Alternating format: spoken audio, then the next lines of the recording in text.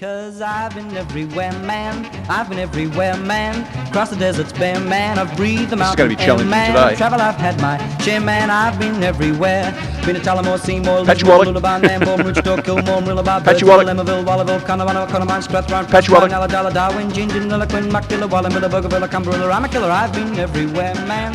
Yeah, we've been everywhere, but I don't think, well, we have physically, but we don't think on the radio we've been to this place before. It's one of the best names of a town in Victoria, I reckon. Patchewollock, where we find Peter Walch. G'day, Peter. Hi there, Rob. Neil this time, but the other one's Rob. Good morning, Peter.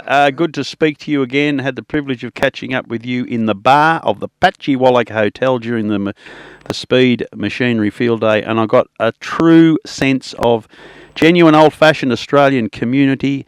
It's very strong in your neck of the woods. You take it for granted, or are you well aware of the importance of it, Pete? Well, the importance of living in a small community, you really have to go the extra yards and work for it. You're contributing to your place where you live in is something that you have to do. Otherwise, the community will dissipate. And it's got a lot smaller in your lifetime, no doubt. We talked a lot about the time when there were 22 football clubs in your neck of the woods. They've now got one called Oyen United, as they all slowly fold, merge, disappear, whatever the case may be. And it's that true sense of community that people of our vintage know. And as you rightly said, you've got to keep working hard to keep it together, because it is so important to the function for everybody. Yes, unfortunately, I'm not sure how many places you've driven around. A lot of very small regional towns have pretty much died permanently, and which is sad, but it's just the fact of life that farms are getting larger, equipment's getting larger, and less people are required to run the farm now than there used to be. So it's just a fact of life. So there's no point complaining about it all. I think one of the things I'd noticed, Peter, is I used to drive up the Sunraysia every now and again. You go places like Lascelles, Woomerlang, even Corac, places like that. You can tell to an extent by the name of the local footy club. It's either got the word United in it, or it's got a hyphen stuck in the middle. I know it's the Lascelles, Woomerlang Cats, for example. Tempe Gora, Patchewollock, how good's that one? Yeah. Yeah, no, all the Southern Woomerlang Lascelles Football Club has folded, and obviously Patchy Tempe Goya is not folded but merged with Oyen, so Underbull merged with Oyen, so there's some of the nearby towns that are around, but it is what it is. The driving for sport now has become not only an expense but very time-consuming act. I think often of my grandfather who played football for a team called Naya West, not a million miles from where you are. And what they used to do was they used to play the teams on the railway line, and you would play the home team would be the southmost team of the two one week and the northmost team of the other. So you get on the train at one end, and they would just basically run the train to the bottom end where the train would sit for the day, and then they come back and they pick them all up again. And so the team that was closest to Swan Hill, they might get to the game 2.5 hours before the game and then get picked up 2.5 hours after the game, because that was the way they used to do it. But these days it's by car, and you're travelling a lot further, I suspect. I'd really hate to try and organise a train now to... yeah, the Oyen line's not doing all that well, is it? Although last time I was up that way, there was talk of rejigging the line and putting a freight terminal or something there, is that right? In Oyen they are, yeah. There's quite a bit of work going on there, trying to... put container loading and unloading facilities in Oyen.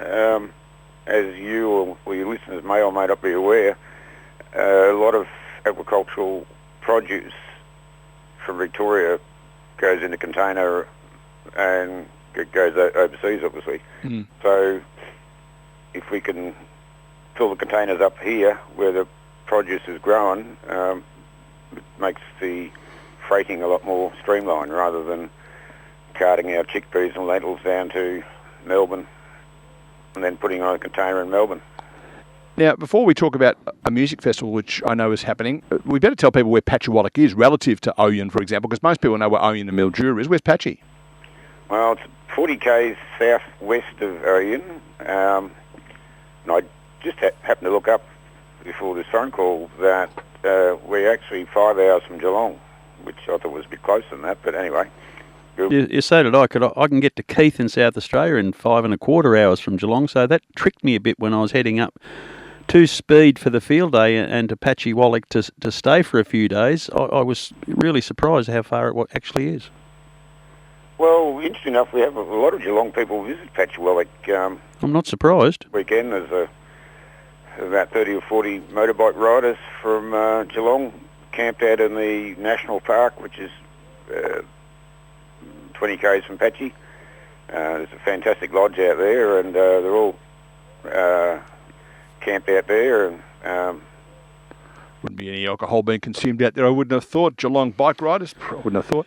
Now, Peter, it caught my attention that the field day, the Lions Club, brought it together to keep community going. But you in Patchewollock have created a music festival for exactly the same reason. Tell us about it, when it's on, and why it's so good.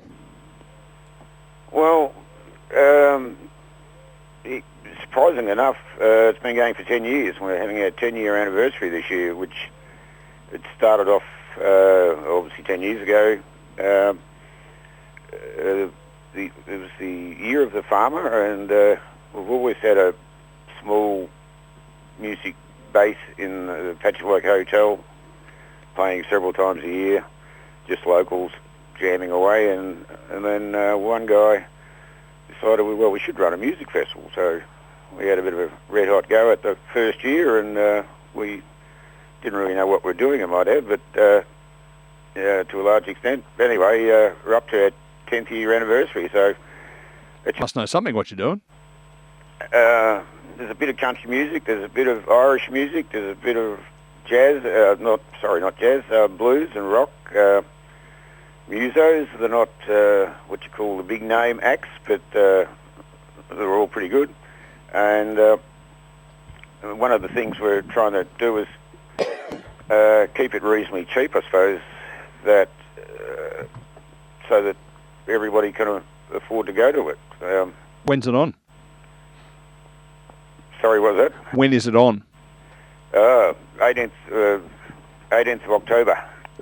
Oh, so people ought to get their skates on if they're going to turn up, because I think it's fair to say that there's not a massive amount of accommodation in the area. You'd have to find yourself somewhere to stay.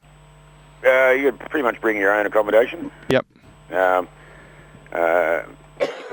We use the football ground for camping facilities, and other parts of the town that are a bit vacant. People are allowed to camp anywhere. Often a lot of people start arriving 3 or 4 days early, so there's like 7 days free camping at Patchewollock if you want to. I know there's a group from Geelong that have been coming up. They come up to the Menang races the weekend before. Okay. And then they meander down to Patchewollock on the Monday or Tuesday, and they're a big help because obviously it's a really small town, and we need some assistance sometimes to get stuff ready. So now, in amongst the music, will there be a bit of bush poetry from young Cyril Love? Beg your pardon? Will there be some bush poetry at the festival from young Cyril Love? Yes, there will be, and there's also Bristol he's down your way. Okay. He's our MC, and he does poetry workshops as well. Magnificent. Well, people want to know more. Where can they find out more? Well, just Google Patchewollock Music Festival. Seems sensible. Lots of information, photographs, and the Facebook page, which is very informative as well. Okay. Well, Peter, we've been going because Tommy is chomping at the bit next door to take over. Thanks for joining us and telling us about Patchy. And for people who want to know more, just look up Patchewollock Music Festival on the Google. We'll talk to you another time. Thank you, Peter, and best wishes. Yeah, thank you. All the best.